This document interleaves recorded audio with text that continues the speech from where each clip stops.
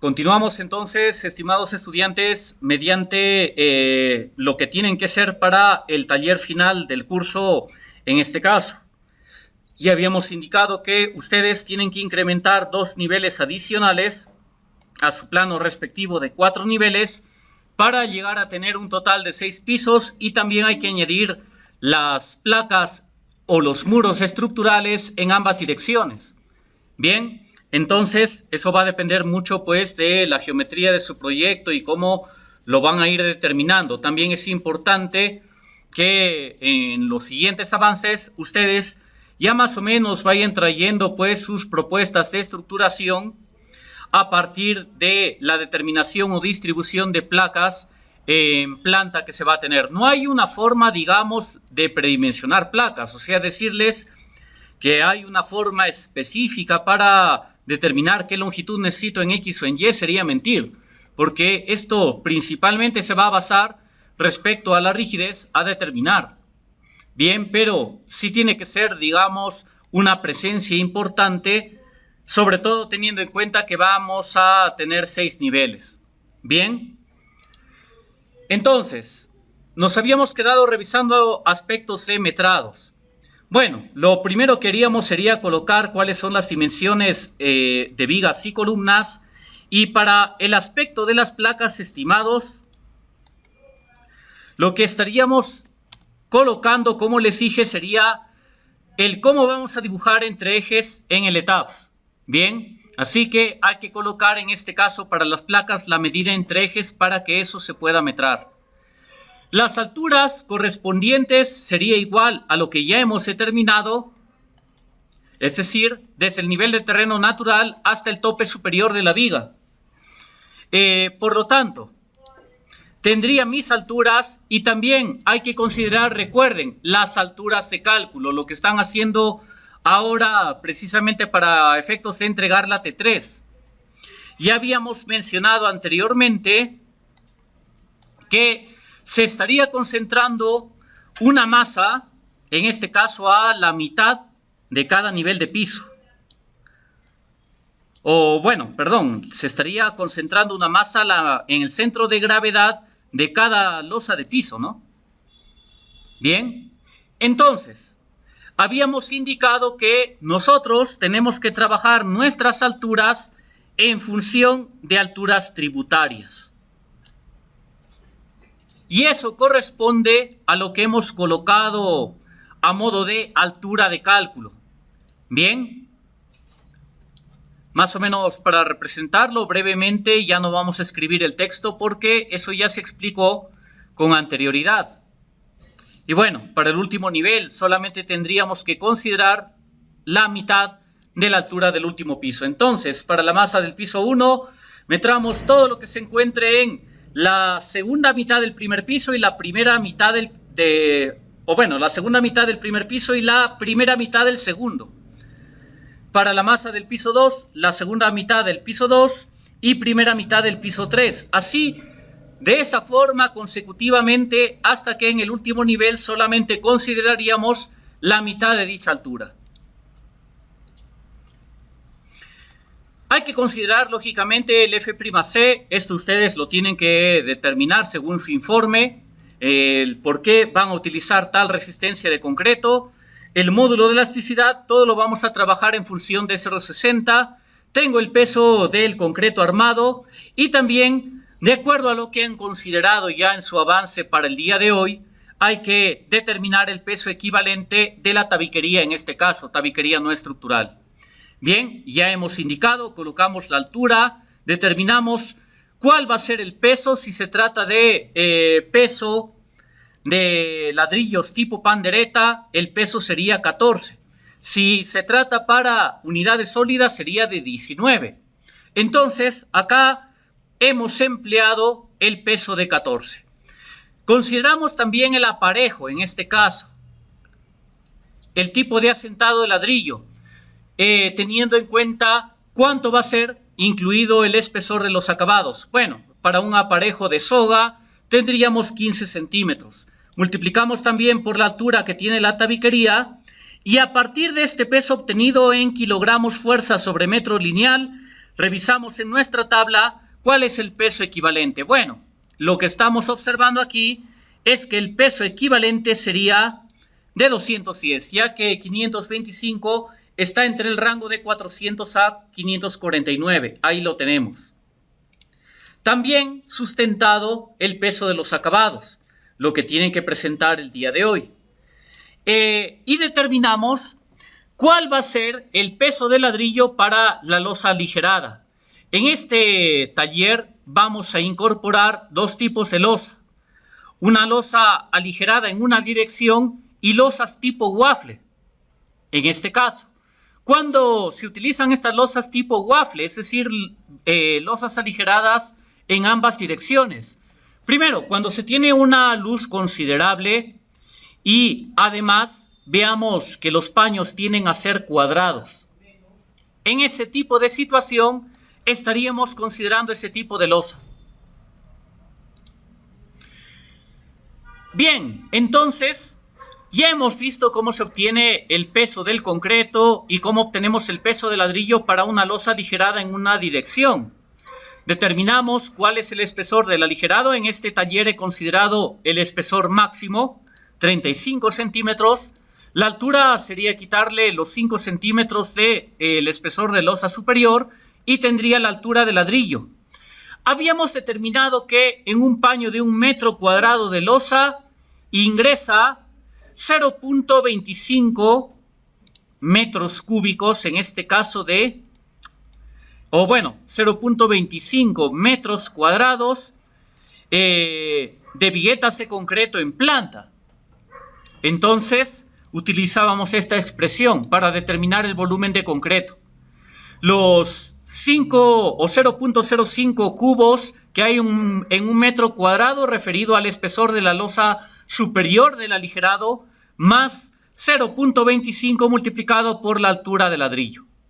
Entonces, determino el peso del concreto multiplicando ese volumen por 2400 y también determino cuánto fue el peso de la losa. Ahí está. Recuerden que estos pesos, incluida la losa de 35 centímetros, la hemos determinado del libro de San Bartolomé. Mediante una diferencia obtendría cuánto resulta el peso equivalente del ladrillo. Para losa aligerada en 2 direcciones, estimados estudiantes, se hace algo bastante similar. Bueno, básicamente estaríamos determinando que la cantidad de metros cuadrados de concreto de vigueta que ingrese en planta para un paño de 1 metro por 1 metro sería de 0.4375, determinándolo de forma similar a como se realizó para losas aligeradas en una dirección.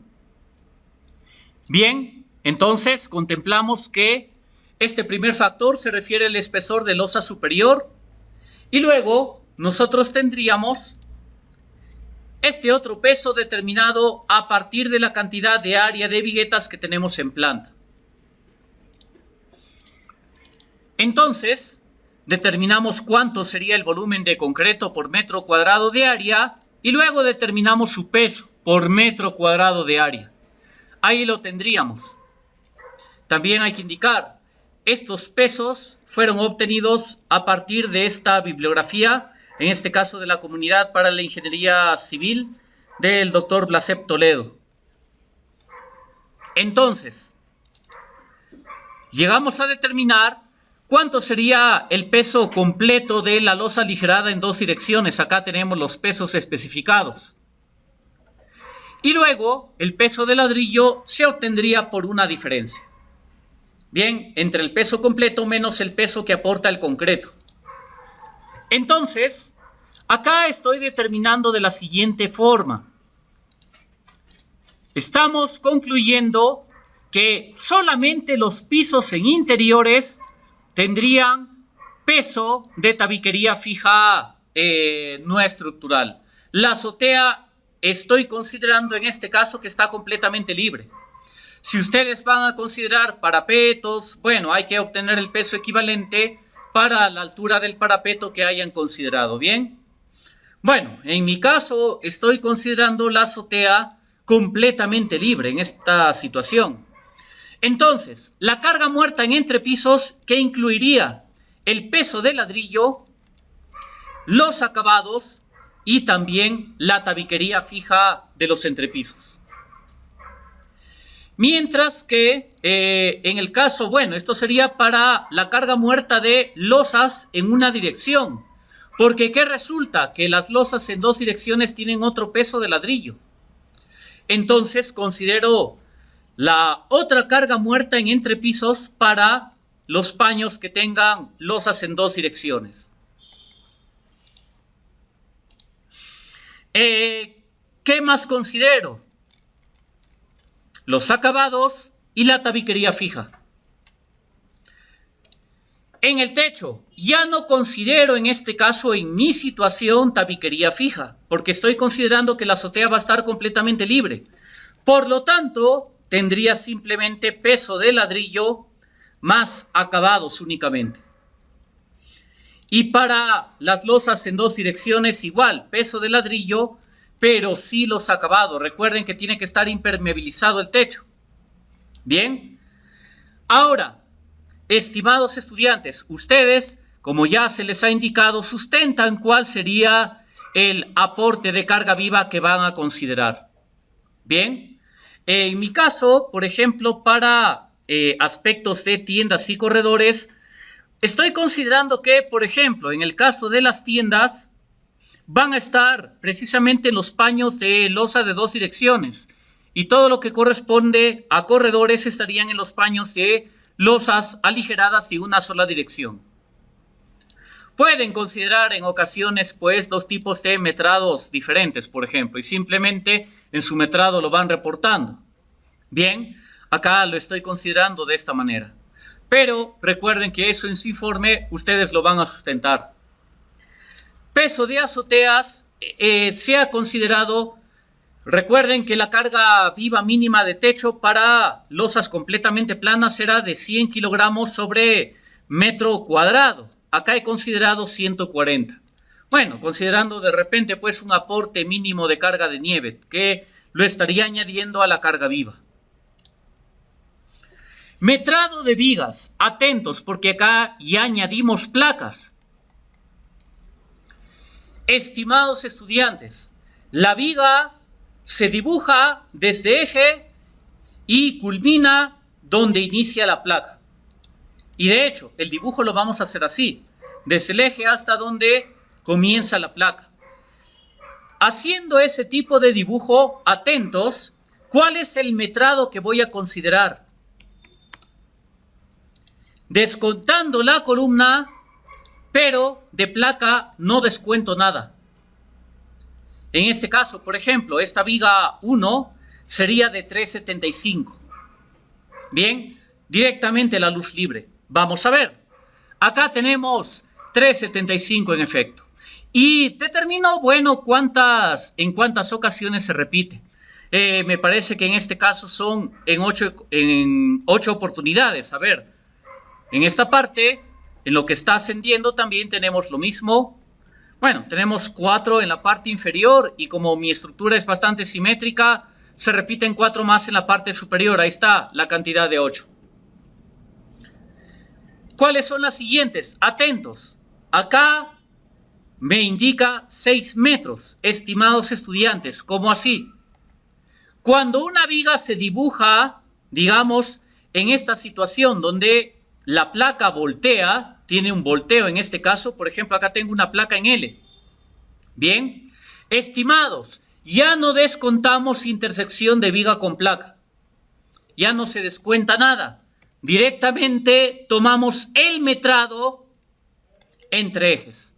Entonces, acá ya no descontamos absolutamente nada. No estamos haciendo un metrado de costos y presupuestos. Queremos verificar nuestros pesos obtenidos con el ETABS. Ese es el objetivo de este taller.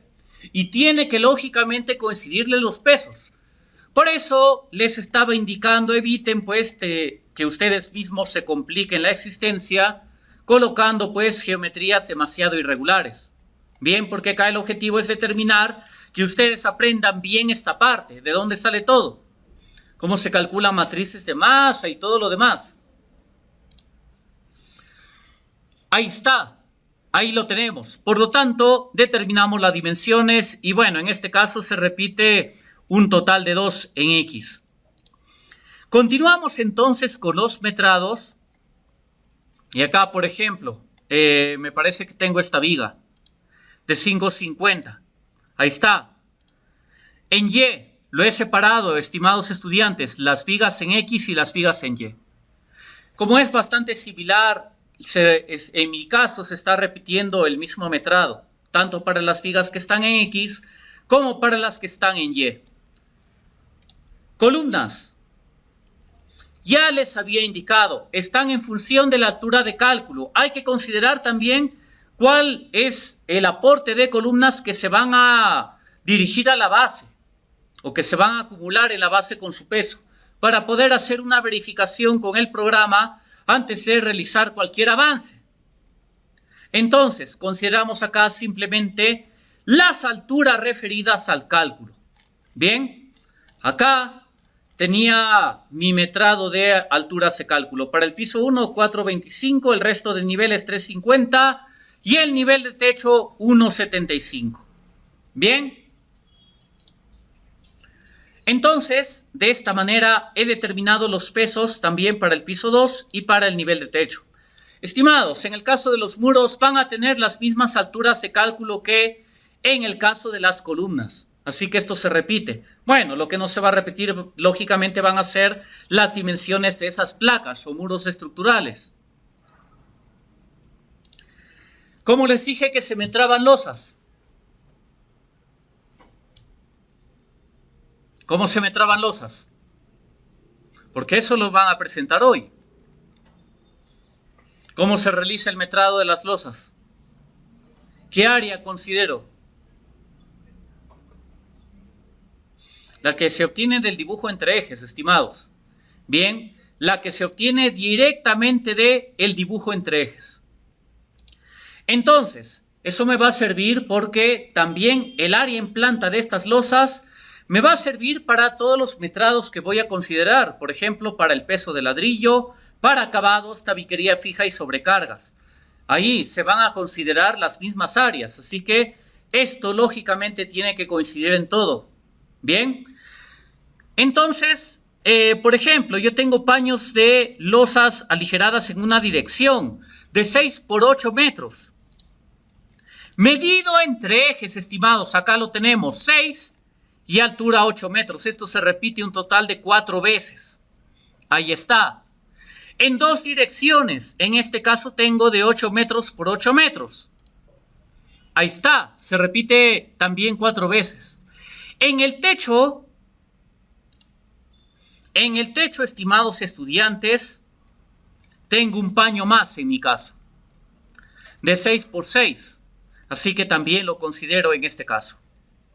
Y a partir de esas áreas, igualito se va a repetir para el caso de los pesos adicionales. Por ejemplo, losas en una dirección tienen un peso de ladrillo. Ahí está, 175 kilogramos sobre metro cuadrado. Las losas en 2 direcciones tienen otro peso de ladrillo. Ahí lo vemos. 115 kilogramos sobre metro cuadrado. Bien, y para el paño que me está quedando, que es una losa de 2 direcciones, ahí lo tengo. Metrado de acabados. Se repiten las mismas áreas. Acá están los acabados que he considerado. En mi caso estoy tomando solamente un peso equivalente para un falso piso de 5 centímetros. Ahí lo vemos. Tabiquería fija. Igual, las mismas áreas. Ya no consideré el techo porque he contemplado que no estoy tomando en cuenta que el techo tenga algún peso de tabiquería. Si lo consideran, hay que añadirlo, ¿no? Hay que adaptar la hoja de cálculo en este caso. Y estimados estudiantes, a ver, atentos. La hoja de cálculo al adaptarse tiene que depurar aquello que no se necesite. Bien, Si no requieren, por ejemplo, algunos ejes, algunos metrados, se lo borra. No lo van a dejar ahí. Bien, por favor, evitémonos ese tipo de errores. Y estábamos en tabiquería, nos pasamos a sobrecarga. Atentos, por favor, porque esto voy a estar revisándoles en su proyecto, lógicamente. ¿De dónde obtengo la carga participativa de sobrecargas? A partir del artículo 26. Si mi edificación es categoría A o B, trabajamos con el 50% de la carga viva en entrepisos. Esto es en entrepisos, porque la carga viva del techo siempre se toma como el 25%. Cuidado con eso. Si mi edificio fuera categoría C, 25% de la carga viva.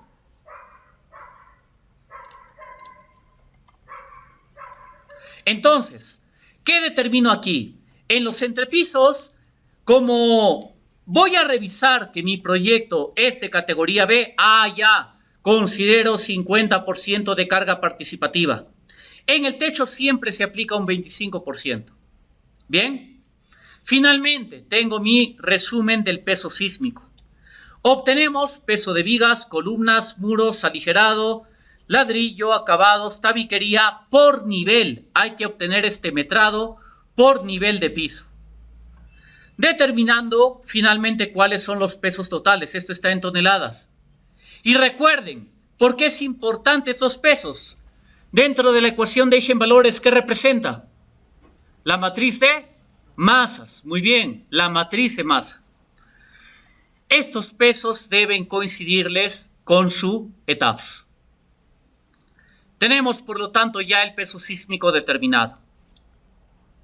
Entonces, esto es el aporte de cálculo manual que ustedes deben realizar para el taller final. A partir de aquí comenzamos la etapa de modelamiento estructural. Vamos a comprobar si los pesos que hemos contemplado aquí los podemos ver representados en el ETABS. El peso sí o sí debe coincidir, estimados. Entonces, bueno, en el ETABS me dirijo a un nuevo modelo y acá sí voy a hacer un diseño. Por lo tanto, voy a elegir el sistema métrico MKS, región por defecto preferible de los Estados Unidos, y vamos a trabajar con el código ACI del 2008. ¿Por qué? Porque en esta ocasión nuestra norma peruana, bueno, hay que indicar que está en realidad basado en el ACI del 2000, ya bastante desfasado, la E060. Entonces, no puedo incluir aquí, por ejemplo, el ACI 31814, ni tampoco el 19, ni el que va a salir el 25, bueno, que ya salió, dígase de paso, porque lógicamente no estamos considerando esos términos en la E060. Si ustedes quieren detallar por el ACI, lo que tendrían que hacer es utilizar las cargas de la SCE y no trabajar, digamos, tanto con la E020, la E030 quedaría solamente de referencia por el factor de zona Z, hay que sacar una equivalencia y simplemente sería eso. Bien, pero tiene que haber compatibilidad entre la norma y el código de diseño que se está trabajando, entre la norma de cargas y su código de diseño en este caso. No puedes combinar así por así. ¿Qué cosas sí puedes hacer? Por ejemplo, a veces nuestra norma E060, como han visto los de concreto, es efectuosa. A veces no se tienen algunas consideraciones o no están detalladas. Ahí sí hay que recurrir en algunos apartados al ACI cuando algo no se encuentra especificado. Bien, entonces voy a dejar el ACI 318 del 2008. Voy a aceptar y comienzo a definir las propiedades. Bueno, en X tengo en este caso un total de 6 ejes. Ahí los veo. En Y tengo un total de 6 ejes también. Ejes en X 6, en Y también de 6. Espaciamiento en X, siempre de recomendación la distancia que más se repite, en este caso es de 4 metros. En Y, vamos a ver, también se repite la distancia de 4 metros. Editamos aquí y bueno, en mi caso estoy viendo que en efecto tengo letras en los ejes horizontales y tengo números arábigos en los ejes verticales, comenzando desde el 1 hacia arriba y desde el A hacia el lado derecho. Así que está tal cual como lo tengo determinado acá, para que coincida mi plano con mi modelo. Determino una edición de los espaciamientos entre los ejes. Voy en este caso a determinar por espaciamiento. Y ya hemos indicado en el taller anterior, en el orden en que aparece, para X de izquierda a derecha, para Y de abajo hacia arriba.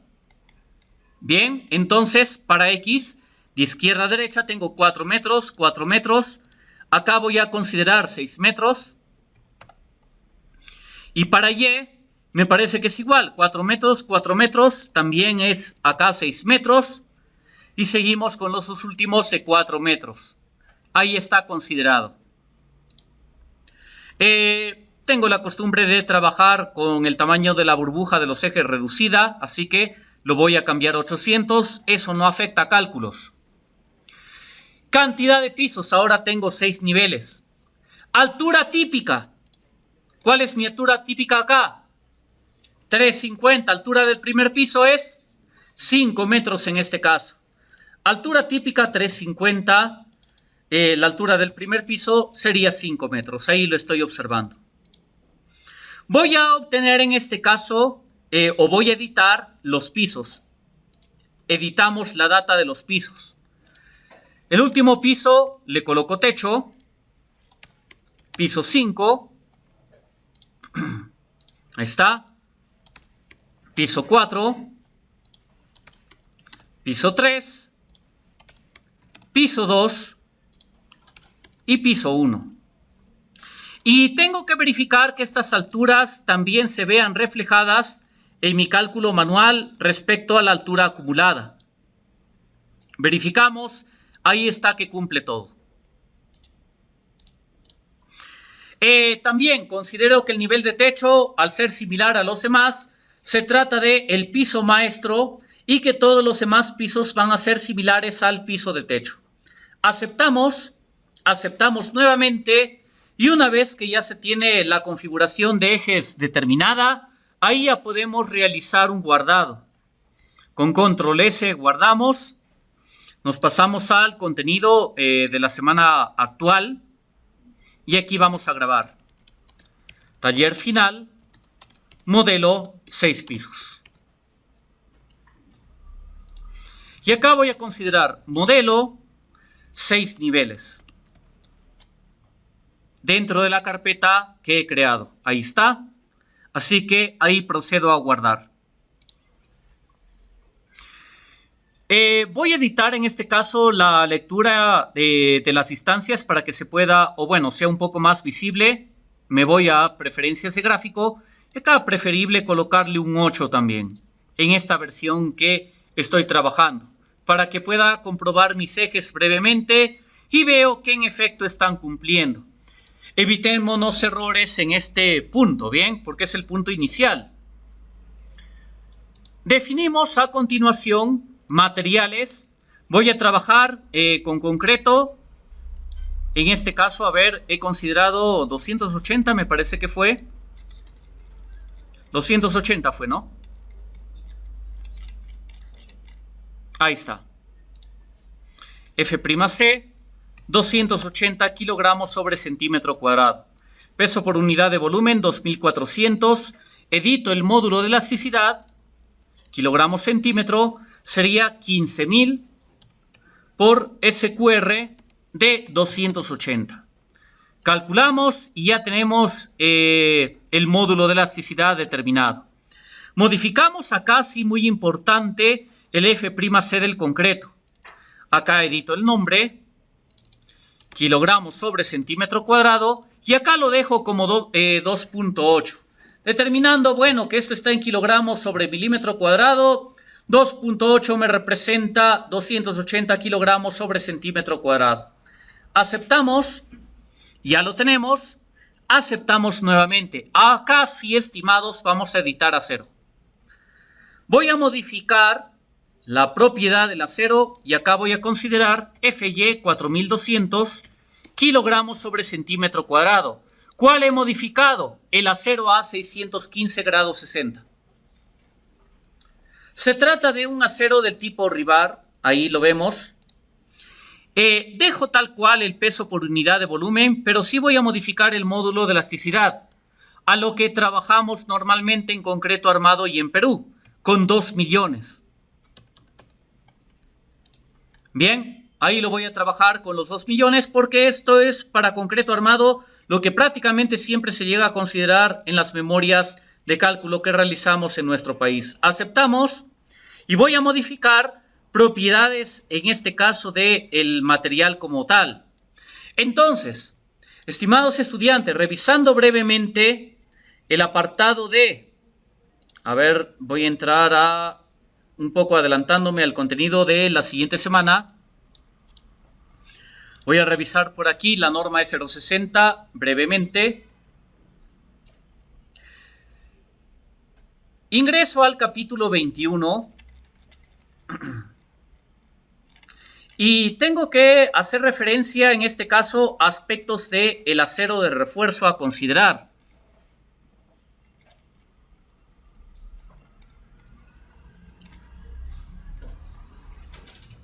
Y acá precisamente lo vemos. La única diferencia entre el A615 y el A706, bueno, es que el A706 es soldable. Podemos utilizar, ojo, sí, el A615. Claro que entre los dos diríamos que más recomendable sería el A706. Sin embargo, lógicamente el acero grado 60, 615, tiene un adecuado uso para efecto de edificaciones sismoresistentes. Entonces se permite en efecto, como vemos, el empleo del A615 para los siguientes grados. Bueno, estos grados están en megapascales. Acá sería de 4200, ¿no? Por lo tanto, estoy trabajando acá con una fluencia de ¿cuánto tiene el A615? 4200. Lo cambio a 42, que está en kilogramos sobre milímetro cuadrado. Siempre leyendo las unidades. El FU es prácticamente 42 por 1.5, 63 en efecto. Con esto vemos que la relación entre el esfuerzo último y el esfuerzo de fluencia es superior a 1.25. Conclusión, podemos utilizar este tipo de acero. Aceptamos nuevamente, una vez más, ok, guardamos, y a continuación vamos a definir las barras de refuerzo con las que vamos a hacer nuestro detallado para columnas. Vamos a definir en este caso barras de refuerzo. Voy a borrar todas las barras que están existentes y voy a añadir un set común de barras de los Estados Unidos por defecto. Y hay que recordar, estimados, esta nomenclatura número 2 hay que dividirla sobre 8 para tener el equivalente en pulgadas. Entonces, la barra número 2 sería de 1/4 de pulgada, la 3 octavos, la número 4 de media, 5 octavos, 3/4 es la número 6, la número 7 no está disponible en nuestro país, así que la eliminamos. En lugar de la 8, bueno, es la de 1 pulgada. No tenemos las barras 9 y 10. No son comerciales. Lo que sí tenemos es la barra de 1/3 octavos. Tampoco poseemos la barra 14 ni la 18, así que suprimimos en este caso. Y tendría acá las barras disponibles con las que contamos en nuestro país. Así que voy a aceptar. Y a continuación voy a proceder ya a definir elementos estructurales. Comenzando primero por el apartado de elementos del tipo frame. Voy a eliminar todas las propiedades que se encuentran aquí mediante borrado de múltiples propiedades, como ya hemos hecho anteriormente. Selecciono el segundo perfil, selecciono hasta el final y borro todo. Acepto, esto ya lo hemos hecho. Voy a añadir una nueva propiedad y se trata de una columna rectangular. Esta columna en mi proyecto es de 50 por 50. Vamos a determinar por acá 50 por 50. 500 milímetros por 500 milímetros. En propiedades que modifican la rigidez, acá vamos a trabajar de forma completa, incluyendo lógicamente torsiones, porque sí vamos a incluir la torsión accidental que nos dice el artículo 28, referido al análisis estático. Aceptamos. Y en reforzamiento estimados, cuantía mínima para una columna de 50 por 50. ¿Cuánto es la cuantía mínima? Concreto armado. ¿Cuánto es? 1%. ¿Hasta cuánto se puede considerar? Hasta 6%. Norma es 0,60. Bien. Entonces, en la semana 14, estimados. Bueno, a ver, consulta. Estimados. En el caso de que todavía no estén llevando concreto armado, bueno, lógicamente esto se complementa con dicho curso. Acá estamos incluyendo este apartado, ¿por qué? Porque el objetivo de este taller también es realizar el diseño detallado sísmico por concreto armado de toda la superestructura. Es la parte final. Bien, si bien es cierto, el examen final solamente va a llegar hasta el análisis modal de respuesta espectral junto con un apartado de investigación que ahí se va a hacer. Pero, como parte adicional o complementaria del curso, se está contemplando el detallado sísmico bajo el capítulo 21 de la E060.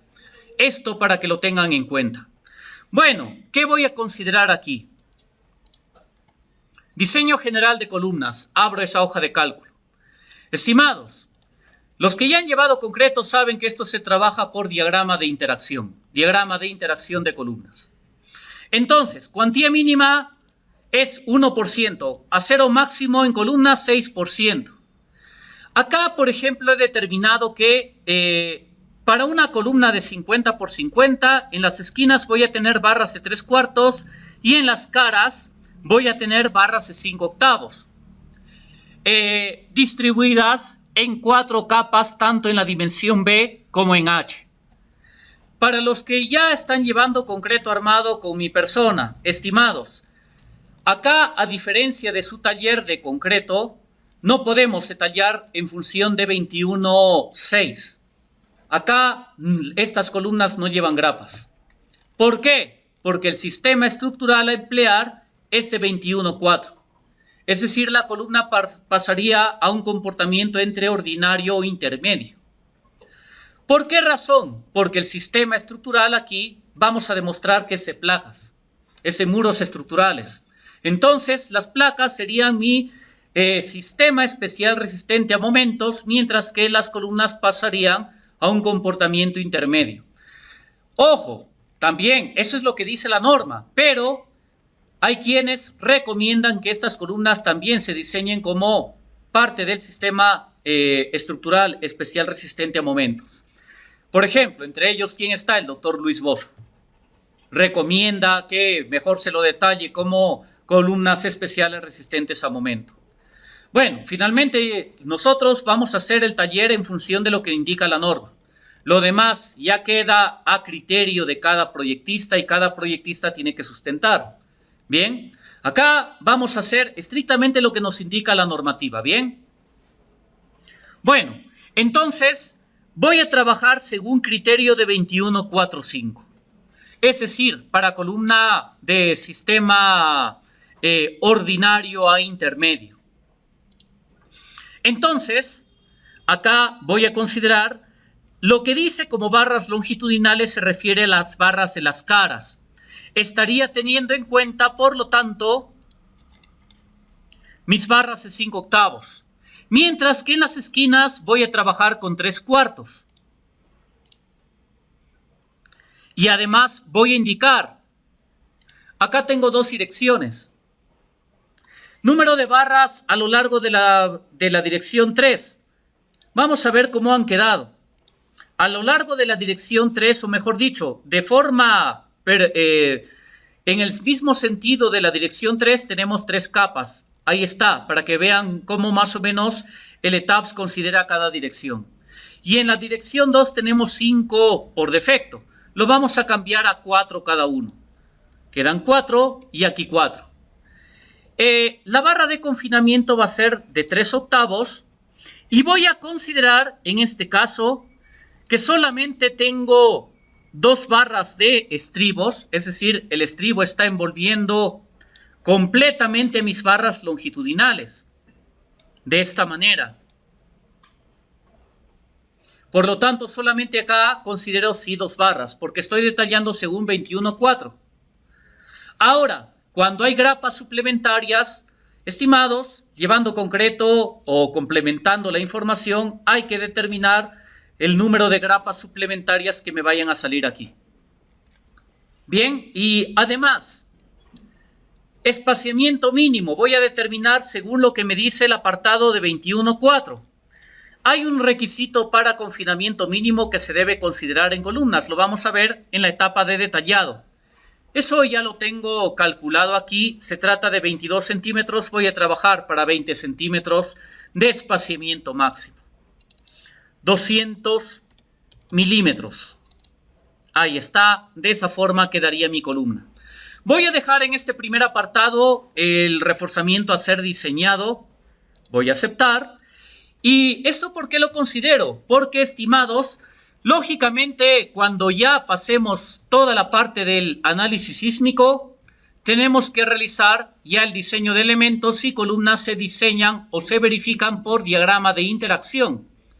Además, el diagrama de interacción, acá sí lo vamos a ver en la parte adicional,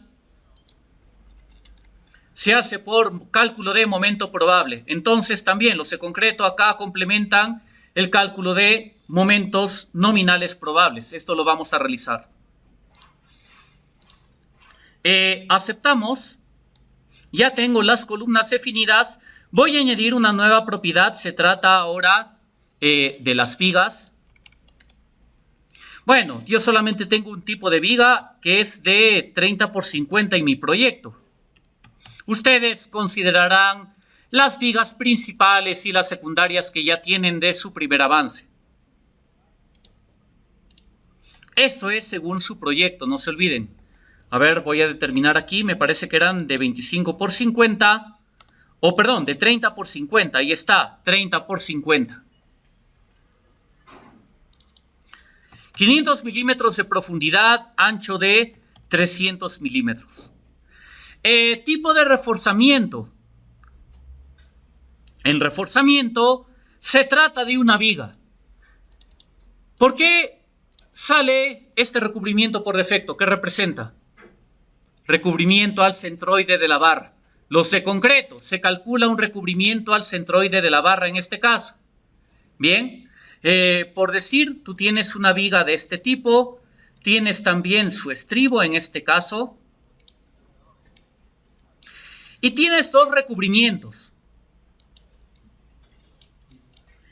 Tienes el recubrimiento libre, que por defecto para vigas es de 4 centímetros. Eso está en la página 54 de la E060. Pero el efectivo, ¿en qué consiste? Llegar a determinar al centroide de las barras que nosotros tengamos. ¿Para qué? Para que podamos calcular el peralte efectivo. El peralte efectivo es desde la capa superior hasta el centroide que determinemos en las barras. Bien, entonces, acá estamos colocando el recubrimiento al centroide para, bueno, si en las vigas el acero va a estar en una sola capa, consideramos que el recubrimiento al centroide va a ser de 6 centímetros. 4 centímetros de recubrimiento libre, 1 centímetro aproximadamente que tiene el diámetro del estribo de 3/8 y 1 centímetro adicional que podría representar el centroide de la primera capa de refuerzo. Ahí están los 6 centímetros. Aceptamos. Y lo que sí, estimados estudiantes, modificadores de propiedades. ¿Qué les dije en la clase anterior? ¿Tenemos vigas que se apoyen en otras vigas? No, por lo tanto, no tenemos vigas que trabajen a torsión. Entonces, acá voy a descartar el aporte torsional de las vigas porque todas estas vigas se apoyan en elementos verticales. Por ejemplo, en placas y en columnas. No tenemos vigas que se apoyen en otras vigas, así que descarto ese apartado y no considero torsión. Cuando sí tienes que considerar, acá hay que hacer todo un cálculo. Se tiene que determinar cuál sería el factor de rigidez importante a tomar en cuenta en la torsión. De eso se trata el diseño torsional en vigas en ese caso. Principalmente cuando tienes vigas que, por ejemplo, por equilibrio estático, tienen que soportar un voladizo por sí solas. O también cuando tienes vigas que se apoyan en otras vigas. Aceptamos y aceptamos nuevamente. En cuanto a elementos del tipo frame, ya voy a borrar ese perfil metálico. Tenemos solamente en este proyecto esa columna y esa viga. Acepto y ahora procedo a definir las placas. Elementos del tipo muro. Voy a modificar esta propiedad y en este caso se trata de un muro, me parece que en mi caso es de 30 centímetros. Estimado, recomendación, por favor, que el muro tenga el mismo ancho que la viga. ¿Por qué? Porque en este caso nosotros queremos que el acero de la viga, si lo distribuimos en planta, pueda anclar en el muro y acá mismo hacer su doblez por gancho estándar hacia abajo. ¿Qué es lo que pasa cuando la viga tiene un ancho mayor que el muro? Tienes que continuar la viga, porque no hay otro sitio donde se apoye. Y acá seguramente tendrías que considerar un elemento de borde, posiblemente. ¿Para qué? Para que pueda anclar el acero negativo de la viga por la longitud de desarrollo y anclaje mediante el gancho estándar. Entonces, ¿qué es lo preferible en esta situación? A ver, bueno, me parece que ese eje lo tengo acá. A ver, vamos a ver si me permite. A ver, quiero verlo en esta parte. Bueno, este software era lo que representaba una prefase del BIM. Voy a ignorar en este caso los elementos perdidos. Voy a aceptar. Era el Structural Detailing. A ver. Vamos a ver.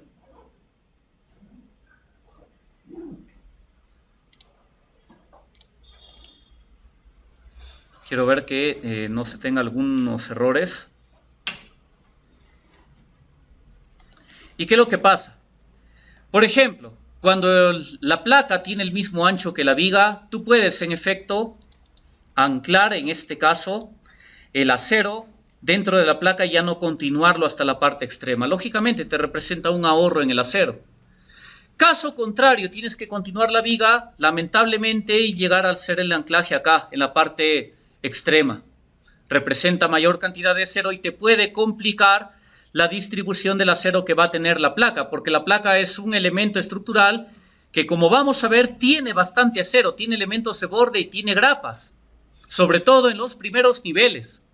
Así que ahí, estimados estudiantes, es donde la recomendación es que el muro estructural tenga el mismo espesor que las vigas o el mismo ancho. Bien, bueno, se trata del muro de 30 centímetros. Acá voy a utilizar elemento de cáscara gruesa.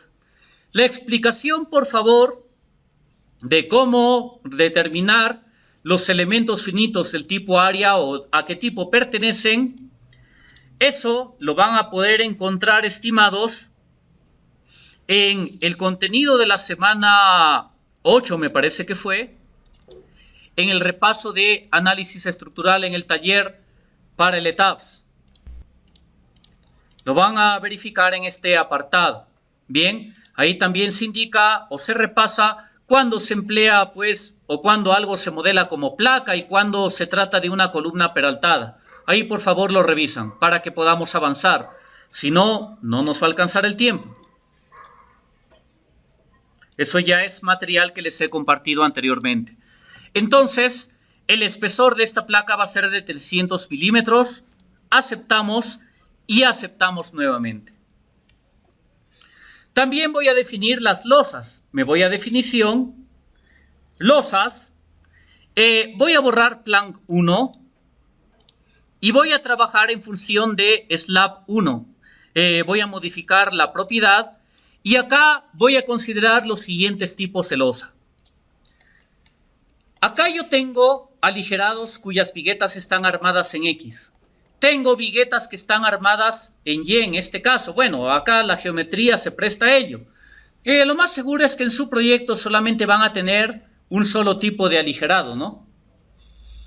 Bien, entonces aquí vamos a explicar qué se tiene que realizar. Bueno, por ejemplo, para cuando tengas locales grandes y tengas que considerar diferentes tipos de viguetas. Lo primero y lo más lógico es que lógicamente el ancho o las viguetas deben continuar.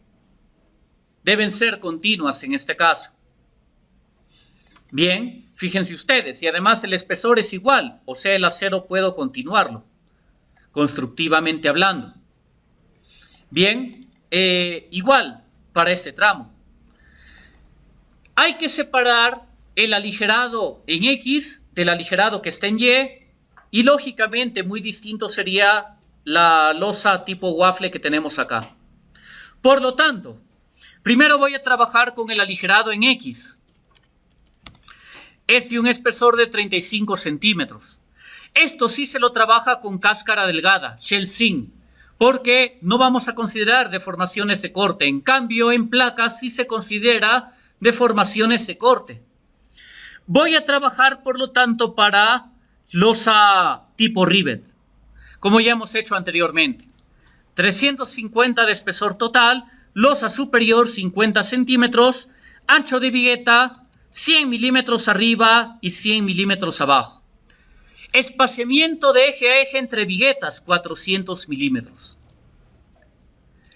Losa armada en X, eje local 1. Bien, acá colocamos eje local 1. Aceptamos y genero una copia para la losa aligerada en Y. Aligerado en Y de 35 centímetros. ¿Qué es lo único que cambia? Que voy a considerar eje local 2, porque ahora está en Y. Considero, por lo tanto, el eje local 2. ¿Qué más? La losa tipo waffle. Añado una nueva propiedad en este caso. Aligerado, 2 direcciones, 35 centímetros. Busco la losa tipo waffle. Y por lo tanto, voy a tener en cuenta 350 milímetros, espesor de losa superior 50 milímetros, 5 centímetros. Vigueta superior e inferior son de 10 centímetros, o sea, 100 milímetros. Y el espaciamiento entre ejes, veo mi esquemita en planta. Y en este caso, la losa tipo waffle, ¿cuánto tiene de separación entre ejes? ¿Cuánto sería? 30 más 10, para 5 a cada lado, exactamente. También está entre ejes a 40 centímetros o 400 milímetros. Y acá tenemos el aligerado para ambas direcciones, ¿bien? Aceptamos nuevamente y a partir de aquí ya podemos comenzar a dibujar elementos estructurales. Me voy a pasar entonces a pisos similares y así como dibujamos columnas, que de hecho vamos a representar primero las columnas de 50 por 50, según mi plano, están en las esquinas y en la parte central. Así que en pisos similares me ubico en el piso de techo, mediante las flechas se puede subir o bajar, ya vimos, y represento las columnas en la parte de las esquinas y también en toda la parte central. Ya tenemos dibujadas las columnas, paso al dibujo rápido de muros con este comando, dibujo rápido de muros en planta.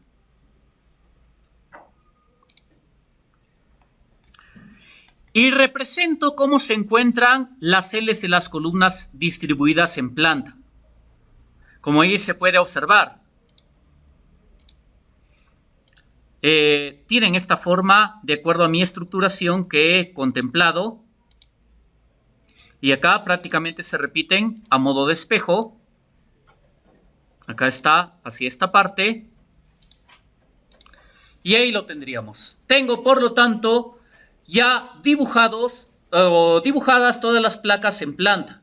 Me paso al modo selección y a continuación voy a representar las vigas.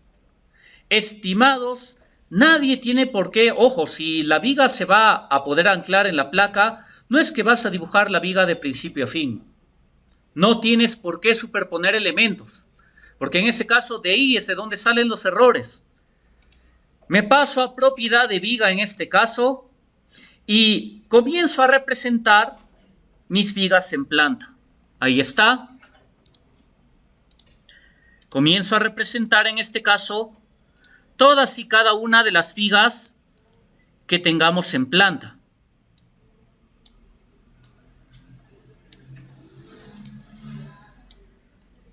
Ahí está.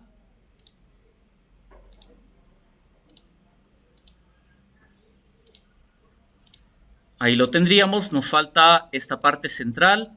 A ver, me paso al modo selección, quiero revisar una vista extruida y ahí estoy observando ya la ubicación de todo lo que corresponde a las vigas en planta, como lo estamos observando aquí. Me paso a una configuración no deformada y a continuación lo que voy a hacer es pasarme al piso inmediato inferior, al piso 5. Voy a seguir en pisos similares y lo que voy a hacer es dibujar ahora mi sistema de losas. Estimados, las losas hay que dibujarlas entre apoyos. Es decir, acá tengo que representar que mi losa la voy a dibujar desde esta esquina inferior hasta la parte superior. Ya no puedo aplicar el dibujo rápido de losas en planta. ¿Por qué razón? Porque acá, si hago eso, tendría 4 paños de losa. No me conviene en este caso. No quiero dividirlas externamente. Voy a utilizar otro comando. Voy a utilizar el comando de dibujo de losas mediante cuadrados. Y ojo, cuando ya repasen esto y se pasen a, digamos, geometrías más irregulares, pueden dibujar también mediante polígonos. Entonces, voy a representar ahora un dibujo de esquina a esquina. Primero, el aligerado en 2 direcciones. Hay que acercarnos, en este caso, mediante el zoom, lo más que se pueda precisamente, y revisemos atentos, porque aquí también es donde hay errores, que dibujemos desde la intersección entre ejes hasta la otra parte superior. Hacemos un clic en esta parte inferior y sin soltar, en este caso, el mouse, vamos a dirigirnos a la parte extrema opuesta. También donde figuren esa intersección de coordenadas, si no está mal. De lo contrario, ahí es donde se representan malos dibujos. Y si está mal dibujado esto, está mal la matriz de rigidez y está mal todo lo demás. Igual acá, esquina inferior izquierda, veo intersección entre ejes. Hago un clic y me traslado hasta el otro punto extremo. Ahí lo tengo. Igual en esta parte. Ahí está, ahí lo tenemos. Igual en esta parte final. Ya tengo mis losas aligeradas en 2 direcciones representadas. Ahora realizo el dibujo para los aligerados que están en X. Esto está en esta parte. Ahí está. Aquí igual. Y nos faltarían los aligerados en Y, en mi caso. Si todo lo tienen, digamos, entre ejes, ya saben que se puede emplear los comandos que hemos hecho para el taller anterior. Por eso es que acá el avance es acumulativo. Listo. Ya tendría, por lo tanto, todos mis aligerados. A ver, voy a ver si esto es cierto. Me paso a una configuración no deformada. Me salgo del comando con el modo selección. Voy a activar el display, en este caso, para revisar que se encuentre la distribución correcta de las viguetas. Y ahí se encuentra, estimados. Vamos a ver si se visualiza. Losas en dos direcciones, en una dirección. Lógicamente hay que tratar de que continúen las viguetas, que no se vayan a discontinuar en un apartado de diseño. Bien, acá estoy viendo que todo continúa. Voy a cerrar, voy a quitar la proyección de viguetas internas, aplico, cierro, me paso al piso superior, al nivel de techo, cambio de pisos similares a un solo piso. Tiene que estar con ese comando, con One Story. Y por lo tanto, voy a trabajar lo que me falta del paño central con una losa tipo waffle. Ahí la vemos. Me paso al modo selección y luego en una vista 3D, ya saben, en opciones, nos vamos a editar la barra de herramientas.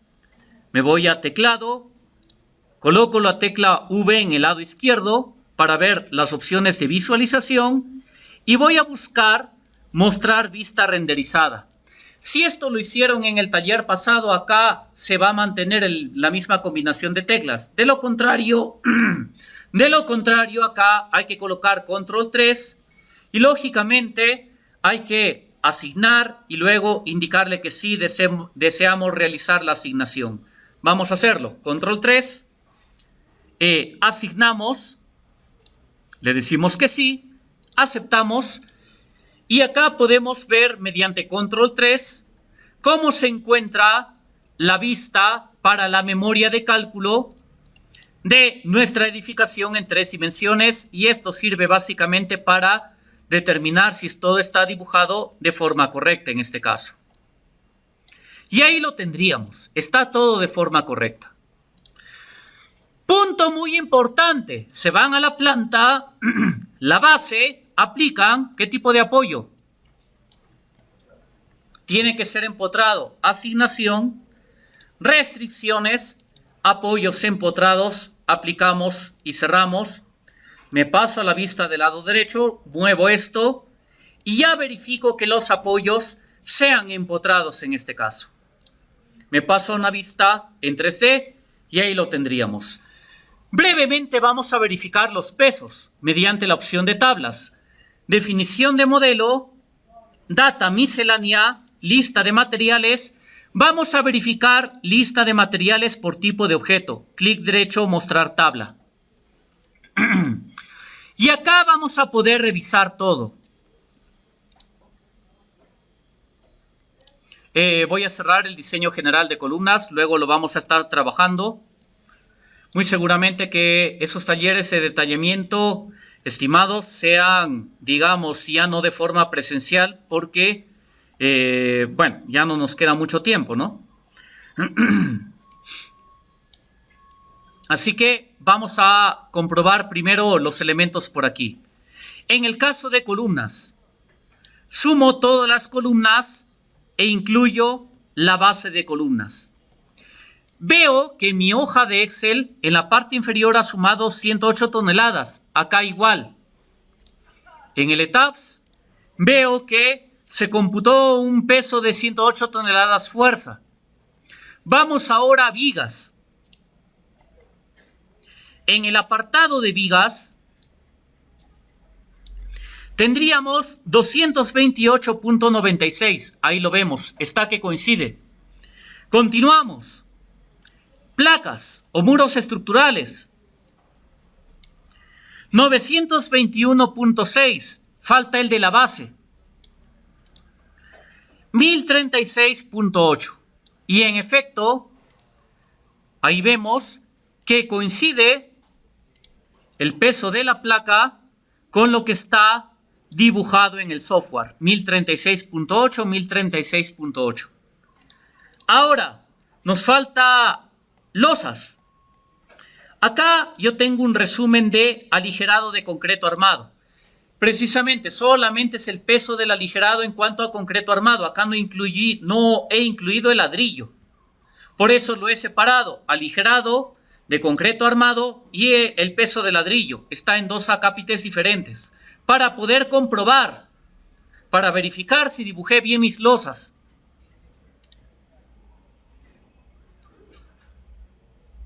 A ver, esto está en la parte final. Vamos a corroborar.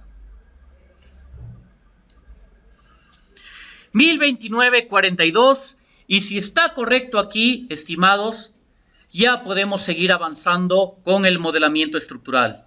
Si no estuviera correcto, bueno, con paciencia y buen humor hay que revisar dónde nos hemos equivocado. De repente, si ya te has percatado que comenzaste o se te fue de repente el dibujo y ya comenzaste a dibujar cualquier cosa, mejor borra todo y vuelves a representar aquí. Bien, por eso es que recomendación, cuando recién estás aplicando software, haz tu avance por pasos. No esperes a terminar todo para recién guardar porque puede pasar cualquier cosa. Por ejemplo, puede haber un corte de luz de repente o a veces se puede reiniciar la laptop, en fin, cualquier cosa que puede pasar. Imagínate si has estado trabajando por horas y te pasó eso y no guardaste jamás. Comienzas a dibujar todo de nuevo. Bien, y por ese motivo es que les indico que ya vayan avanzando esto. Por ejemplo, para la siguiente semana ya deberían de ir indicando a ver cuál es su estructuración, por ejemplo. Bien, para ir revisándolo, vayan trayéndolo. No olvidar que también, estimados, cuando se presentan maquetas, porque las maquetas no es en la 16, es en la 15, ojo, maquetas es en la semana 15. Para la 16, tú solamente vas a contemplar una actividad adicional que les publico en la semana 14. ¿El final en qué consiste? Este taller con sus planos y también la parte del informe de las maquetas. ¿Qué van a informar en las maquetas? Por ejemplo, si hubo qué fallas identificaron, si es que se produjo alguna falla al momento de ensayar en la mesa vibratoria. Si de repente en la semana 15 no alcanzamos todos, estimados, se van en horario extracurricular. Está completamente libre el laboratorio de ingeniería, de la mesa vibratoria. A diferencia, pues, de concreto y suelos, que está completamente lleno. Ahí sí el laboratorio tiene horas de disponibilidad, se pueden ir. Bien, así que, estimados, así vamos a estar concordando esta parte. Vamos a finalizar esta primera parte e inmediatamente nos pasamos al otro ambiente, ¿bien? Porque tenemos que avanzar un montón.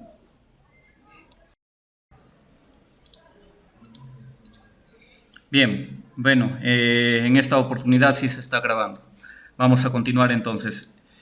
Vamos a definir o a indicar brevemente qué es lo que se hizo, bueno, en estos minutos que se ha perdido bastante. Vamos a abrir también lo que corresponde a nuestros planos.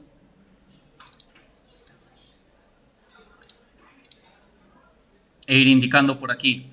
Bueno, ya hasta la primera parte nos habíamos quedado en eso, ¿no? Vamos a indicar todo en esta situación, porque ha sido un evento fortuito. Bueno, lo primero que se realizó es comenzar a definir en este caso todos los patrones de carga. Por lo tanto, hemos definido, por ejemplo, peso propio, carga del tipo DED, multiplicador de 1, la carga viva reducible, carga muerta, una carga tipo Super DED, carga viva del techo, una carga del tipo Roof Life, y hay que añadir la carga sísmica, el sismo en X y en el sismo en Y, teniendo en cuenta que habíamos considerado mediante coeficiente de usuario.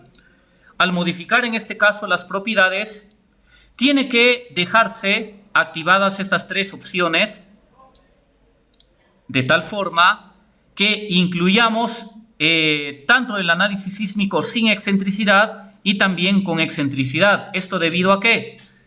Debido, vamos a cerrar esto. Vamos a abrir esta parte. Esto para explicar brevemente, porque ya, bueno, se lo había visto en la parte donde lamentablemente pues había fallado la grabación. Habíamos contemplado que si nosotros tenemos aquí la existencia de un centro de masas, de igual forma, de acuerdo a la configuración estructural que tenga el sistema, de acuerdo a la distribución de elementos que tengamos, posiblemente se tenga un centro de rigidez desfasado del centro de masas. Entonces, consideremos que si el sismo en X como el sismo en Y se aplican respecto al centro de masas, tengamos en cuenta que los momentos dorsores se toman respecto al centro de rigideces. Entonces, yo voy a tener para el sismo en X una excentricidad en X total. Y para el sismo en Y voy a tener también una excentricidad completa referida al sismo en Y. Habíamos indicado en la parte anterior, la excentricidad en X se determina mediante los criterios mencionados en la norma E030. Vamos a abrir la normativa para ir explicando, bueno, brevemente todos estos aspectos a considerar en este caso.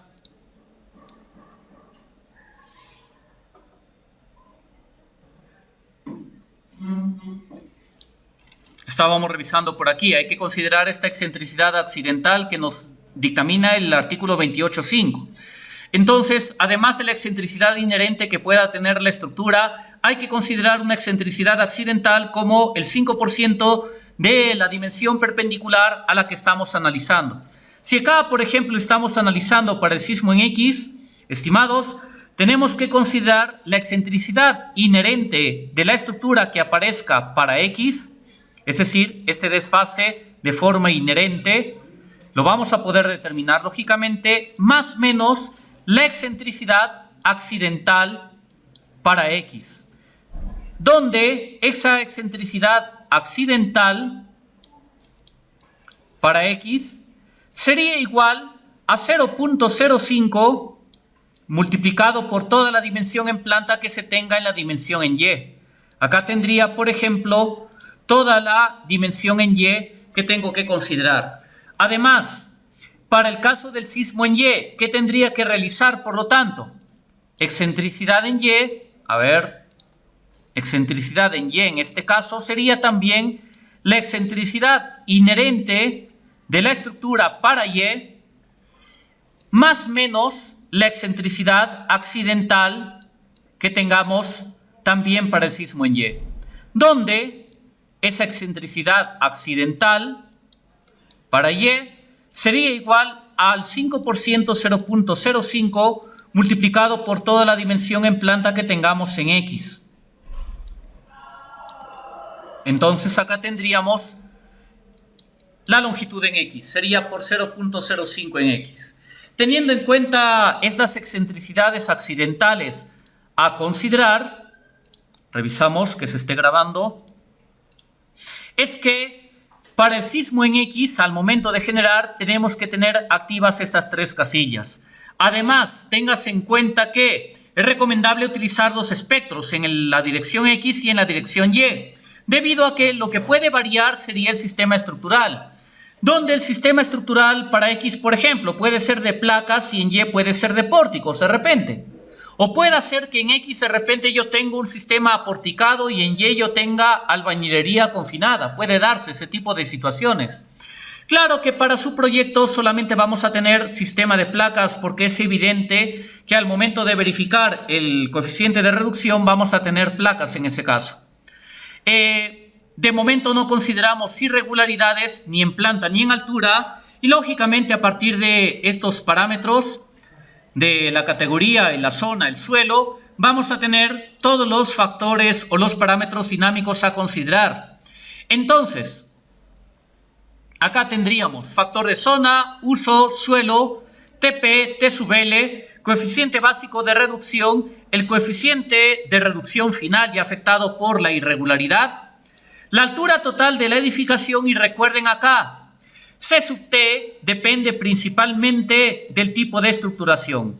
Para pórticos que lo estaban haciendo era de 35 y para el caso de placas era de 60.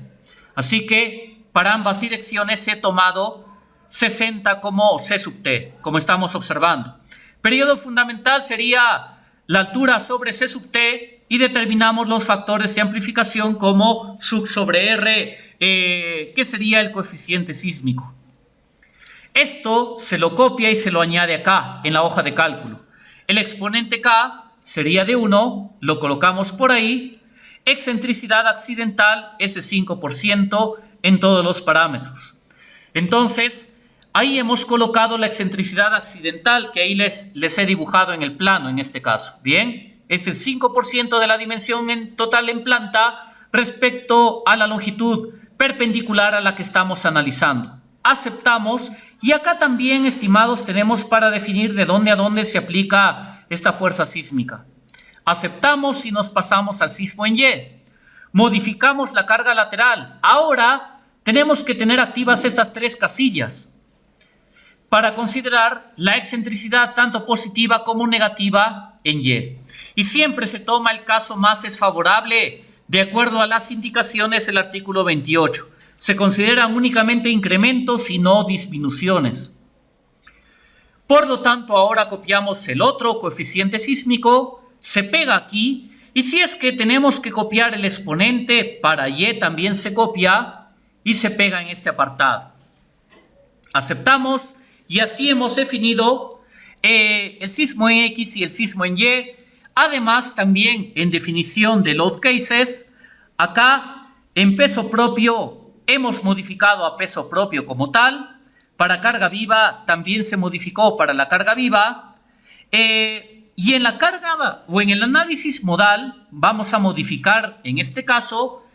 Y lo que había que hacer era considerar el análisis mediante Ritz vectores. Bueno, inicialmente esto no estaba. Así que cambiamos de eje a Ritz, cambia la configuración que tenemos acá consignada y añadimos aceleración en X y aceleración en Y, en el sentido de Y, colocando dicha dirección. Si tenemos que colocar aceleración en Z, colocamos respecto a Z, no lo vamos a utilizar, solamente en X y en Y, en este caso. Ojo, para Z me estaba equivocando, se considera una vertical en realidad, una vertical UZ. Cuando consideras el sismo vertical, voy a borrar. Considero solamente en X y en Y aceptamos. Voy a aceptar nuevamente, me voy a pasar a definición de masa, modifico. Acá colocamos la categoría que corresponda a la edificación, en mi caso categoría B. Activamos elementos de masa propia y elementos especificados. Revisamos nuevamente.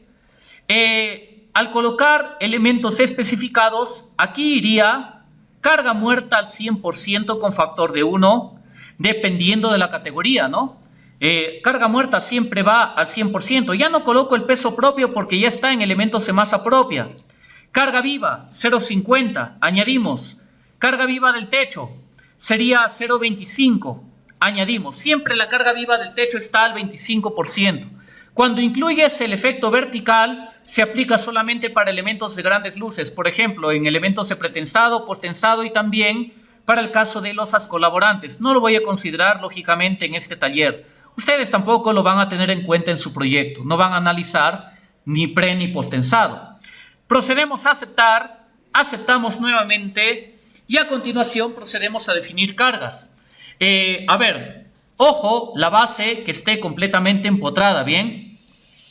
Se van a planta base, todo tiene que estar con apoyo empotrado. Asignamos restricciones, apoyo empotrado. Aplicamos y cerramos. Pista en 3D. Verificamos que el apoyo como tal esté empotrado. La primera parte sí tenía el dibujo, ¿no? Bien. ¿Qué más? Nos falta asignar cargas. Nos pasamos entonces a una vista de planta. Pasamos a pisos similares. Lo estoy avanzando más rápido porque se entiende que esto ya lo hemos visto. Así que vamos a asignar en este caso, voy a buscar las cargas. Ahí está. Primero, carga muerta para losas en una dirección, 485. En pisos similares me voy a asignar elemento del tipo shell, uniforme, carga muerta, 485 y voy a seleccionar las losas aligeradas en una dirección. Ahí está. Reemplazamos, ya lo tenemos. Ahora asigno para las losas tipo waffle que eran con 425 según mi hoja Excel. Ahí está, 425. Aplicamos y listo, ya lo tendríamos. Verifico en los demás niveles, veo que está correcto, pero tengo que modificar en el techo. Entonces me paso ahora a un solo piso y en el techo para una dirección es 275. Selecciono 275 y aplicamos. Y para dos direcciones era, me parece, 215. 215 para dos direcciones. 215, reemplazar carga existente. Ahí lo estamos observando. Me falta la carga viva. A ver, revisamos en los pesos inferiores. Ahí está todo correcto. Me paso a un 3D, configuración no deformada. Selecciono en este caso mediante tipo de objeto todos los pisos. Le indico que me muestre solamente los elementos seleccionados. Coloco un zoom menor y procedo a realizar el siguiente tipo de selección. Selecciono todo lo que corresponda a losas de pisos inferiores en un solo piso. Me paso a carga viva y acá era de 500. Ahí está. Tiendas y corredores para 500. Aplicamos. Me paso ahora a carga viva del techo. Y en este caso he consignado azotea carga de 140. Carga viva del techo, CT, reemplazar carga existente. Aplico y listo. Me paso un 3D y puedo revisar mis cargas mediante este comando que vemos acá, una losa con vectores. Y comienzo a revisar peso propio, no hay nada, está correcto. Carga viva, ahí está, 500, está correcto. Carga muerta, por diferencia, de acuerdo a losas en dos direcciones y a una sola, en su proyecto van a tener una sola, no hay problema. Carga viva del techo, están todas con 140, así que ya está. Hacemos clic derecho, mostrar todos los elementos. Guardamos y ahí lo tendríamos. Bueno, vamos ahora a considerar, estimados estudiantes, criterios para discretización y para asignación de todos los elementos. Bueno, en muy pocos minutos hemos recuperado un montón. Así que nos pasamos al piso 5, al nivel de techo. Y aquí voy a pasarme ya nuevamente a pisos similares. Lo que vamos a hacer es el apartado de discretizar, asignar brazo rígido, todas las condiciones de contorno, diafragma rígido, editar elementos del tipo muro pilar también. Por lo tanto, acá lo que vamos a hacer, estimados, es proceder a seleccionar todo. Verifico que en el 3D esté todo seleccionado. Me voy a asignar a continuación elemento de tipo shell, diafragma, todavía no asigno nada. Me voy a asignar nuevamente a joint, también diafragmas, y esto lo dejo por acá.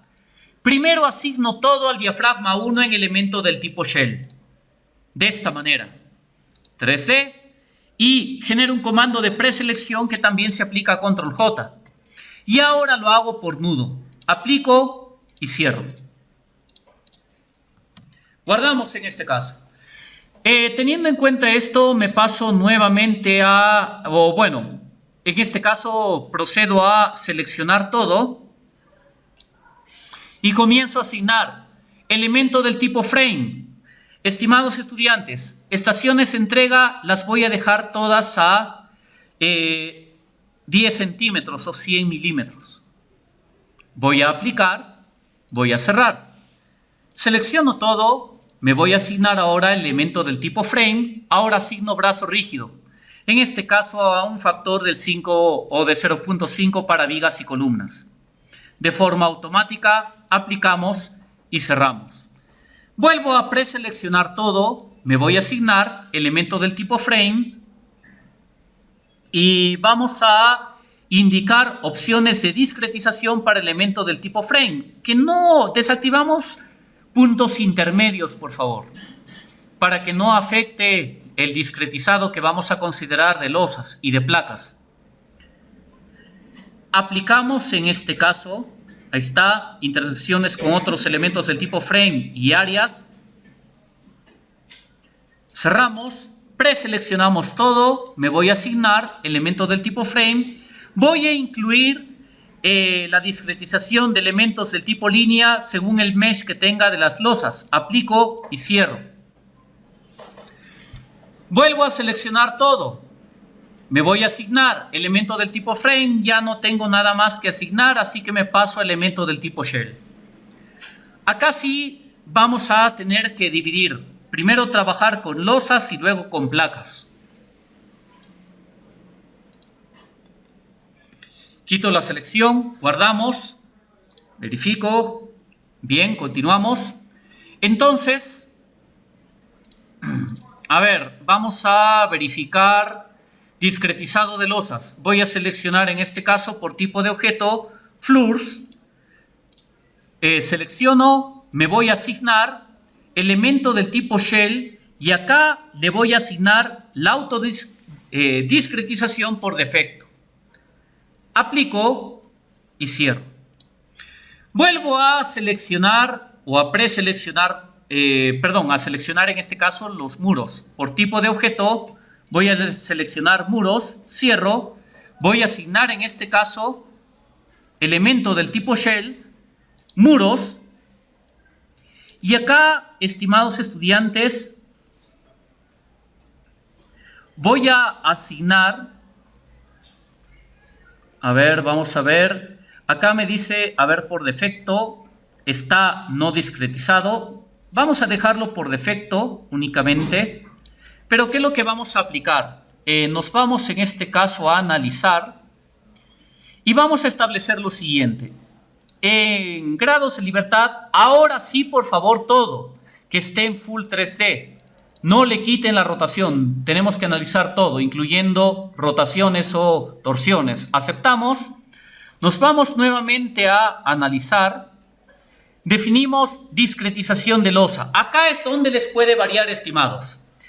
Primero, la primera prueba sería determinar una discretización, por ejemplo, a 0.50.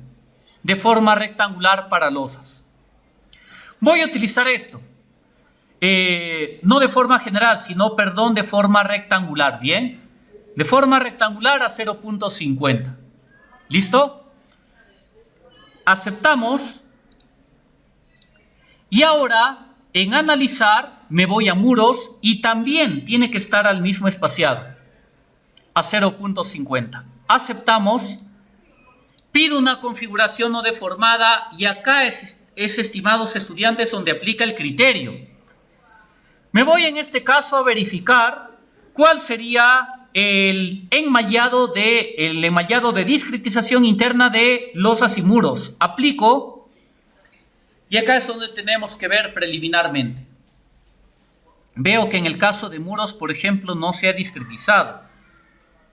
A ver, vamos a ver en analizar. Muros, a ver, vamos a ver, voy a aceptar, voy a seleccionar en este caso, a ver, voy a seleccionar por tipo de objeto todos los muros, me voy a asignar elemento del tipo shell, el automesh de los muros. Voy a considerar, en efecto, me faltaba brindar aquí, auto rectangular del tipo mesh. Voy a aplicar. Cerramos y acá, estimados estudiantes, es donde tenemos que ver lo siguiente. Hay que girar la estructura.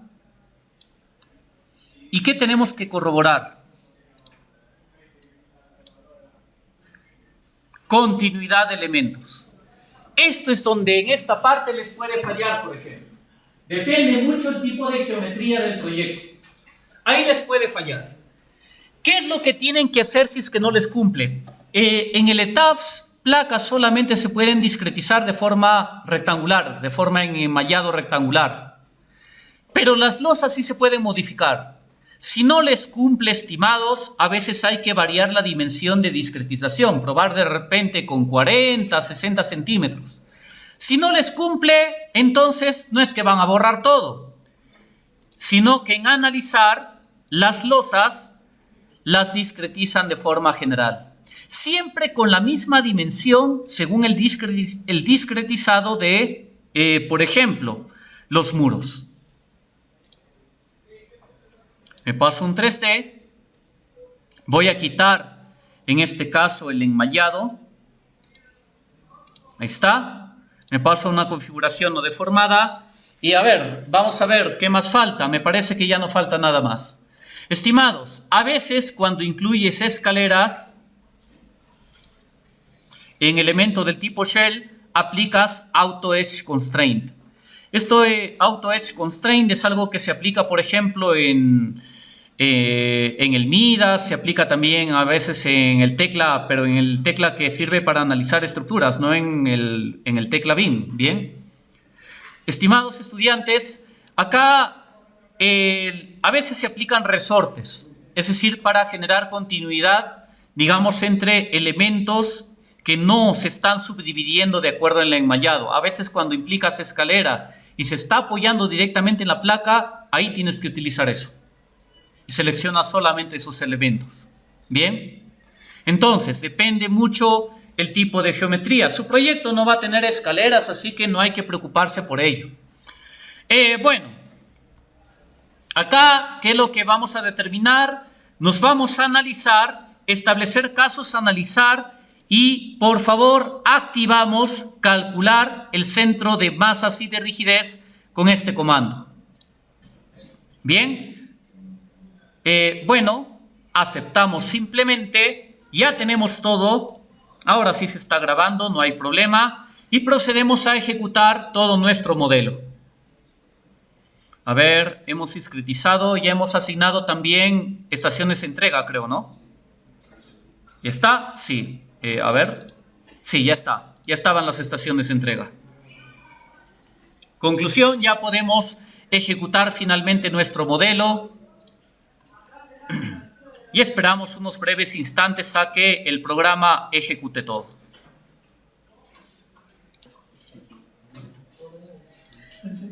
A ver, esperamos en este caso.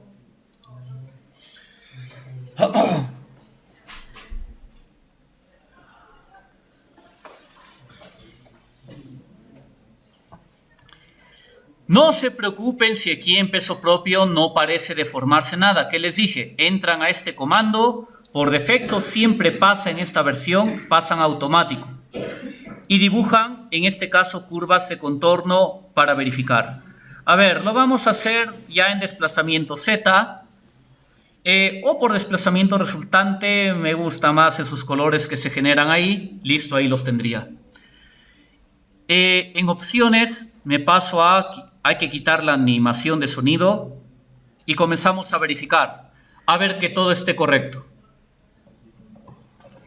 Si todo está correcto, recuerden, la estructura se deforma de modo coherente. No tiene por qué haber que la viga ahí quede desfasada de la losa y que todo esté, digamos, desfasado. No puede pasar eso.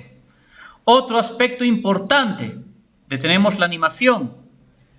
Revisen cómo están las deformaciones. Por ejemplo, acá por peso propio tengo menos 2.77 milímetros. Bien, tengo, lo más seguro es que se dé en esta parte, bueno, central o en algunos puntos que estamos determinando, ¿no? Sí, en efecto, parece que está en esa parte central principalmente. Bien, pero esto implica que estamos trabajando de forma correcta. No tenemos desplazamientos de, por ejemplo, 5 por 10 a la 200. No lo tenemos de esa forma. Ahí estamos trabajando de forma correcta. Primero, revisemos pesos. Si no hay pesos estimados, no está bien el modelo. Revisemos a ver en otras definiciones, data de masa, peso por piso. Vamos a verificar aquí que todo esté correcto.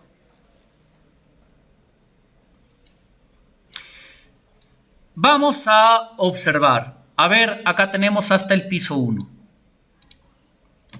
¿Coincide o no coincide? Coincide en efecto. 737.280, 699.120, llegamos al último piso 444.340. Lógicamente en Y vas a tener las mismas masas. Ahí lo estamos observando. Para Y también tenemos las mismas masas, se comprueba esto. Luego, llegamos ahora a comprobar masa por diafragma. Cuando no vas a hacer un metrado, digamos, manual, sino ya estás en un proyecto, no vas a estar metrando manualmente. Ya hazlo con el ETABS. Estimados, Cuando no incluyes escaleras, esto te tiene que coincidir sí o sí. Los mismos pesos tienen que estar en el diafragma. En escaleras no te va a coincidir. ¿Por qué razón? No le vas a asignar pues el diafragma rígido a la escalera que está en desnivel. No hay diafragma rígidos, por favor, a desnivel, estimados. No hay diafragma rígido a desnivel. Tiene que ser una losa plana en el mismo piso. Ese es un diafragma rígido. Bien, de lo contrario, pues, no se está cubriendo requisitos de análisis estructural. Se está contradiciendo el concepto. Y ahí está, cumple los pesos. ¿Cómo sacas la excentricidad inherente de la estructura? Te vas a resultados del análisis, resultados de la estructura, otros resultados, centro de masa y de rigidez. Esto también se reporta. Acá vemos, edificación simétrica, coincide el centro de masas y el centro de rigidez. Ojo, esto es centro de masa, esto es centro de rigidez. Esto que vemos aquí se conoce como centro de cortante. Para mayor información hay que revisar el libro de San Bartolomé. Bien, cuando tienes todo sumamente correctamente distribuido, coinciden estos.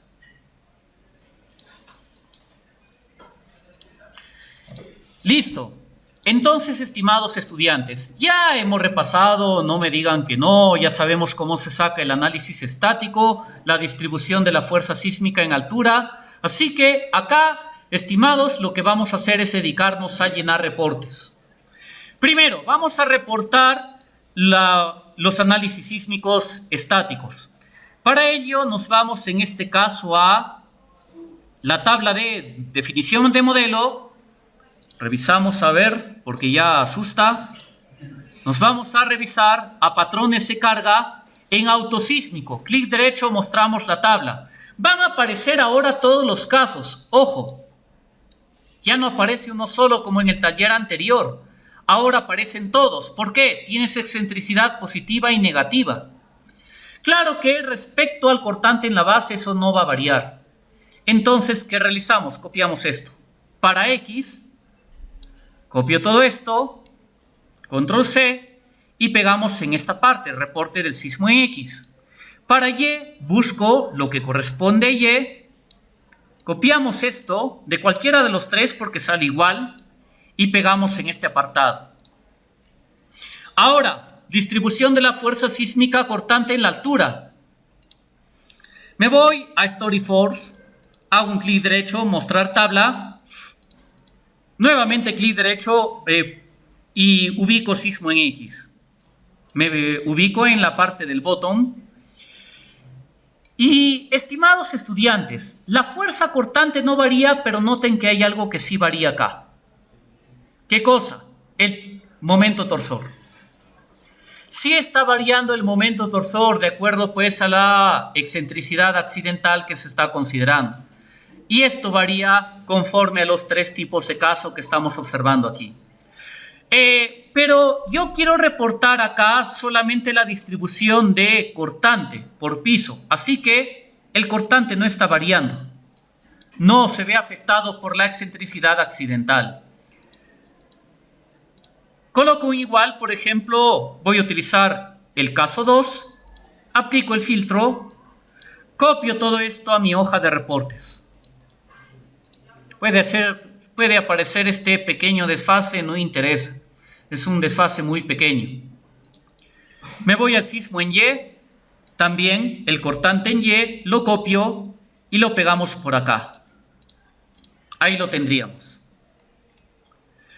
Lo siguiente que vamos a determinar, estimados, es algo que se hacía en análisis estructural, corroborar el tipo de sistema estructural. Ustedes acá sí lo van a hacer. ¿Cómo se lo realiza? Cierro esta ventana, me voy a ubicar prácticamente por planos. Usando este comando de rotación en 3D, voy a tratar de ubicar mi estructura aparentando ver el plano XZ. Voy a girar un poco más porque falta. Más o menos que quede de esa forma. ¿Por qué? Y también me está faltando. Me ha faltado definir elementos del tipo muro pilar. A ver, me voy a pasar a una vista en planta en el techo. Desbloqueo el modelo. Me falta definir elementos del tipo Pierre. Ojo, estimados estudiantes, los elementos del tipo muro pilar se definen por muro monolítico. ¿Cómo así? Tú acá no puedes separar el muro X del muro Y porque te conforman un solo muro. Esto trabájalo como una sola placa. Bien, se trabaja por muro monolítico. Si tienes una caja de sensores monolítica, toda la caja va ahí. Todos los muros que estén conectados, que estén unidos, van ahí.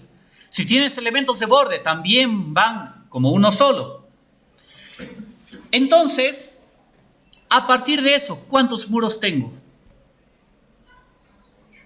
8 muros en total. Tengo 8 muros en L, en este caso. Me voy, por lo tanto, a definir etiquetas en muro pilar. Etiquetas, bueno, wall piers me parece que se pronuncia. Entonces voy a definir 8 muros pilar. El 2, el 3, 4, 5, 6, 7 y el octavo. Aceptamos. Me voy a pisos similares y aquí es donde voy a comenzar a asignar los muros tipo pilar. Comienzo desde X avanzando hacia Y. De esta forma, le voy a asignar aquí elemento del tipo shell, etiqueta Pierre o muro pilar 1. Aplico. Ahora asigno el 2. Verifico en el 3C que seleccione todo. Ahora me voy al 3. Ahí está. Me voy al número 4 y comienzo a etiquetar manualmente los muros tipo pilar. Este es el sexto, el séptimo y el octavo. Esto también se realiza en albañilería, solamente que colocas 1X, 2X, 3X, etc. Ya los tenemos todos. Verifico en un 3D. Ahí están todos con sus etiquetas respectivas. Vuelvo a ejecutar ahora mis cálculos.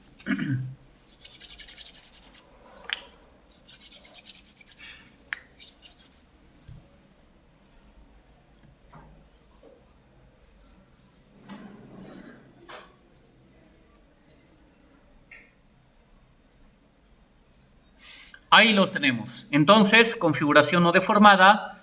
Ahora sí giro la estructura como les estaba diciendo. De esta manera, traten de que todos los elementos verticales del primer piso se puedan cortar. Lo siguiente, voy a establecer el diagrama de momentos y aquí voy a seleccionar sismo en X. Puede ser en cualquiera de los pasos estimados, el 1, el 2 o el 3. Bien, voy a trabajar principalmente con el paso 2.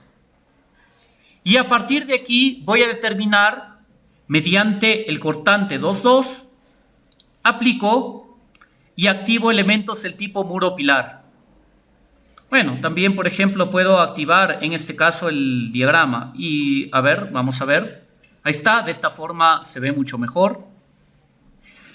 Y lo que voy a hacer, estimados estudiantes, es activar elementos del muro pilar. Bueno, lógicamente las placas están absorbiendo la mayor cantidad de cortante.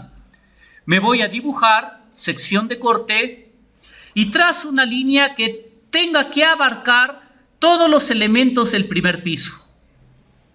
De tal forma que quitamos la selección de todo y dejamos solamente de columnas. El ángulo a considerar lo colocamos manualmente como 0, refrescamos, y acá comenzamos a determinar cuánto fue la fuerza que absorbieron las columnas. En este caso fue 12.7151, ahí lo tenemos. Desactivo columnas y activo muros. Acá tendríamos 892.3027. Ahí está de forma completa. Guardamos, cerramos, aplicar, y ahora hacemos lo mismo pero para la dirección Y. Giramos ahora nuestra estructura de esta manera. Ahora reviso para el sismo en Y, también el cortante en la dirección 2,2, Ahí lo estamos observando y procedo a dibujar mi sección de corte. Tratando de que la línea sea completamente horizontal, escribo ángulo 0, refresco, desactivo todo y dejo solamente columnas y comienzo a determinar por aquí 12.7151 y para el caso de muros refrescamos y tendríamos 892.3027. Bueno, lo mismo en ambas direcciones. Vamos entonces a determinar que a partir del cortante en la base que nosotros tenemos, estimados, tenemos que revisar, en este caso, cuánto de porcentaje absorbieron columnas y cuánto absorbieron los muros.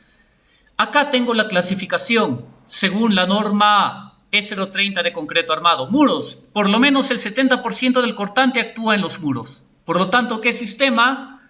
Muro estructural en este caso. Sistema estructural de muro estructural, mantenemos el R básico que habíamos presumido al inicio. Bien, esta parte es muy importante. Forma alternativa del periodo fundamental de Rayleigh. ¿Cómo se lo determina en este caso?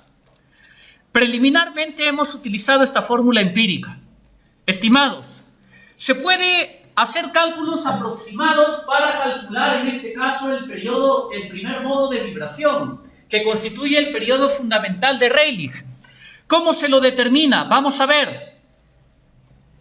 Tenemos que indicar aquí cuáles son los desplazamientos en el centro de masa del caso sísmico sin considerar algún tipo de torsión. F es la fuerza lateral que se aplica en este caso a la estructura. D es el desplazamiento lateral del centro de masa del nivel de I en traslación pura, sin tener giros. Los desplazamientos se calculan suponiendo el comportamiento elástico, bueno, todo lo que hemos considerado. Tampoco se utilizan secciones fisuradas. Entonces, cierro esta parte, me paso a un 3D, configuración no deformada.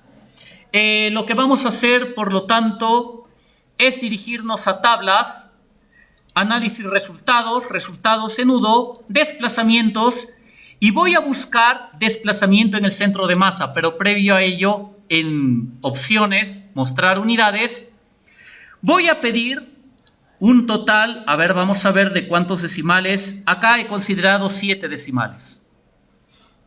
Así que en desplazamientos voy a considerar hasta 7 decimales. Aceptamos. Y por lo tanto, hago un clic derecho, mostrar tabla. Voy a buscar el caso del sismo en X, pero el caso que no tiene excentricidad. El sismo en X puro. Por lo tanto, acá coloco igual a 1, aplico el filtro y acá tendría los desplazamientos en el centro de masa para el sismo en X. ¿Qué es lo que hacemos? Copiamos esto y pegamos por aquí como valores. Tendría, por lo tanto, ya mi resultado. Tengo, lógicamente, el peso, que lo hemos determinado del cálculo manual.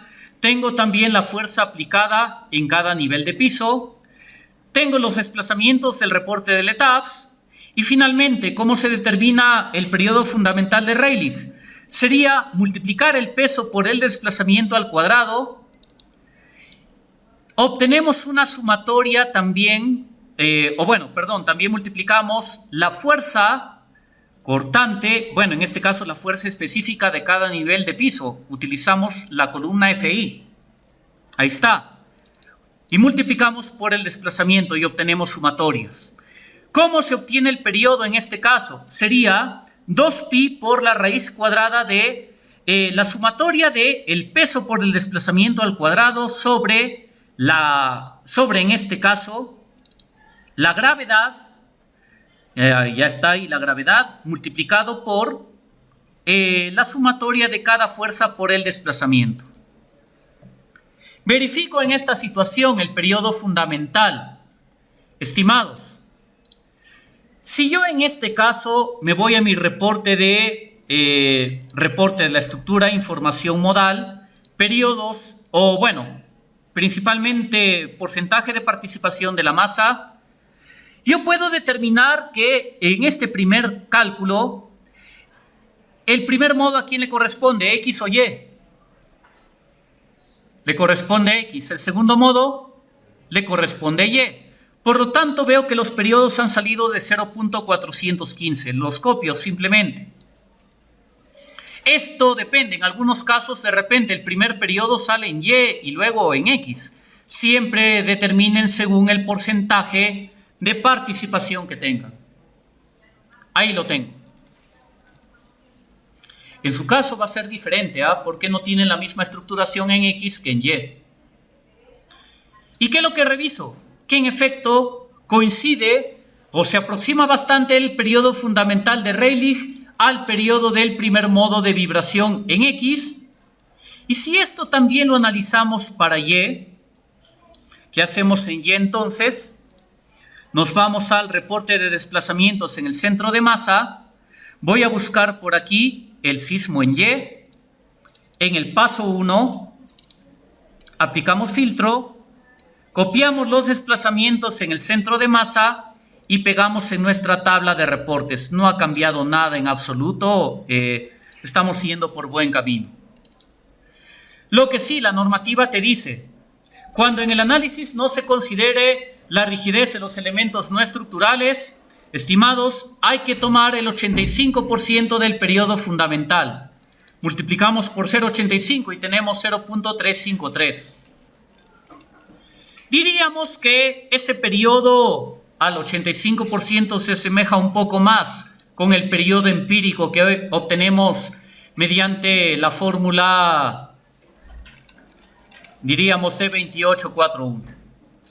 Bien, bueno, estimados, con esto hemos abarcado toda la primera parte del análisis sísmico estático. Vamos a tener que hacer una parte maratónica, estimados, no nos queda de otra, para irregularidades y determinar derivas.